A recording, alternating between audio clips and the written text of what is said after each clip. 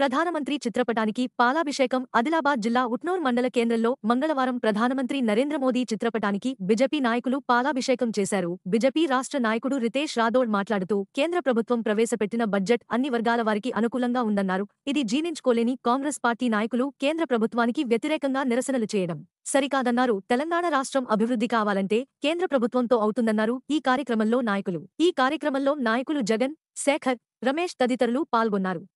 అనుకూలమైన బడ్జెట్ ని భారతదేశ చరిత్రలో స్వతంత్రం వచ్చినప్పటి నుంచి ఈ సంవత్సరం ప్రవేశపెట్టిన బడ్జెట్ మన 80% మంది ప్రజలకు ఉపయోగపడే బడ్జెట్. దగ్గర 12 లక్షల రూపాయల వరకు ఆదాయం ఉన్న ప్రతి శ్రమజీవికి ట్యాక్స్ లేకుండా వారి డబ్బులను వారే ఖర్చు పెట్టుకునే విధంగా ప్రభుత్వం